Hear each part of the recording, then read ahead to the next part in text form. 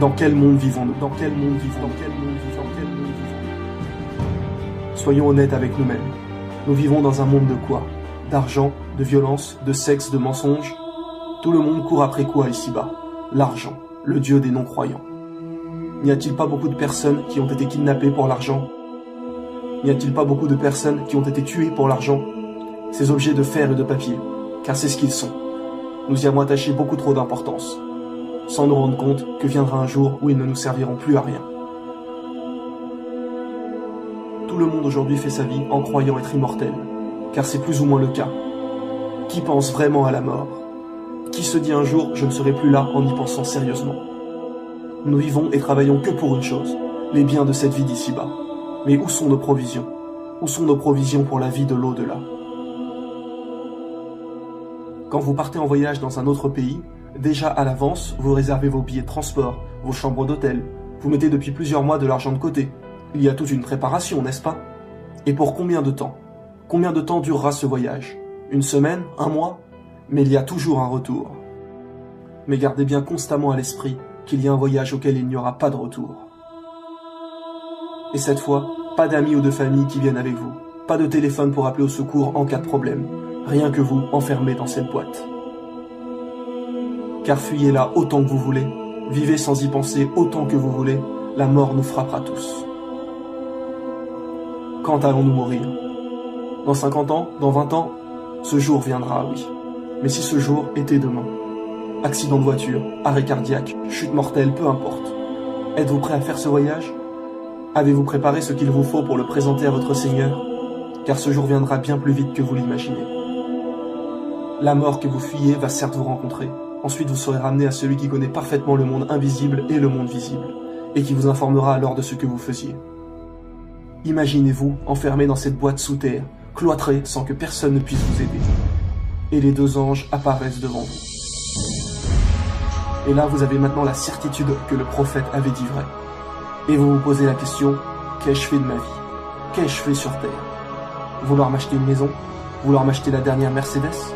Qu'ai-je fait? Quand ai-je remercié celui qui m'a donné mon père, ma mère, ma nourriture, ma santé?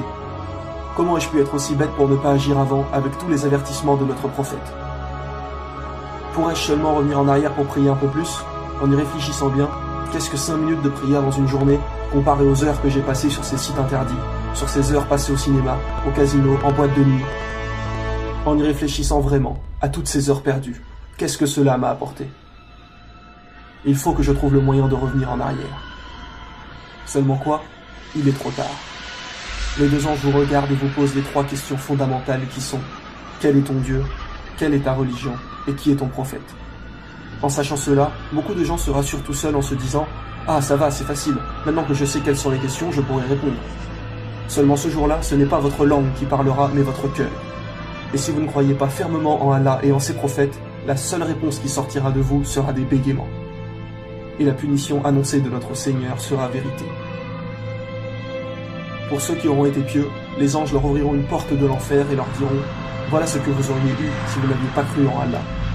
Puis ils leur ouvriront une porte du paradis et leur diront: voilà ce que sera votre récompense pour avoir été pieux sur terre.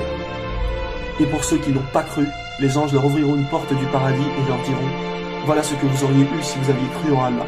Puis ils ouvriront une porte de l'enfer et diront: voilà votre destination pour votre médisance. Les musulmans patienteront baignés dans le bonheur, attendant que le jour du jugement arrive, tandis que les autres subiront les affres de la tombe jusqu'au jour de la rétribution. Et quand toute âme sera morte et qu'il ne restera plus rien de la terre, alors le jour du jugement dernier arrivera. Nous serons tous terrifiés, affolés, chargés de nos fardeaux. Et malheur à celui qui aura tourné le dos à la religion, car il supportera une charge bien lourde. Allah nous dit en parlant des non-croyants qui ne pensent qu'au bien d'ici-bas: ces gens-là aiment cette vie éphémère et laissent derrière eux un jour bien lourd, le jour du jugement dernier. Car inévitablement, toute âme se présentera devant Allah et répondra de ce qu'elle a œuvré. C'est pour cela que notre bien-aimé prophète l'a répété 2 fois dans son dernier sermon. Il nous a dit: souvenez-vous, un jour vous vous présenterez devant Dieu et vous répondrez de vos actes. Et ça y est, ce moment arrive. Imaginez-vous tous ces moments où nous avons pensé à Dieu, à comment cela allait être, à ces moments de doute, d'hésitation. Et ça y est, Allah est devant nous. Plus de doute, nous le voyons avec l'œil de la certitude. Et vous savez que devant toute la création, vos actes vont être révélés. Toutes les choses abominables que vous avez commises en secret seront mises à jour. Pensiez-vous vraiment que personne ne vous regardait? Certes, Allah est parfaitement connaisseur de ce que vous faites. Il sait ce que vous cachez ainsi que ce que vous divulguez. Ce jour-là, nous serons tous réunis, personne ne se reconnaîtra. Les gens s'interrogeront entre eux, et alors viendra la balance avec vos livres et la pesée de vos actions. Car tout au long de votre vie sur terre, 2 anges ont inscrit chaque fait et geste que vous avez commis. Et les non-croyants diront alors, malheur à nous, qu'est-ce que ce livre qui n'oublie aucun petit ou grand péché? Il y aura bon nombre de péchés que vous-même auront oubliés, mais que notre Seigneur, lui, n'oublie pas. Ce jour-là, nul refuge pour vous, et vous ne pourrez point nier vos péchés. Tout se retournera contre vous, votre corps dira ce qu'il a fait, vos proches, qui ne vous reconnaîtront plus, diront ce que vous leur avez fait. Donc comportez-vous toujours de la manière la plus convenable possible avec les autres. Notre bien-aimé prophète a dit, ne blessez personne afin que personne ne puisse vous blesser.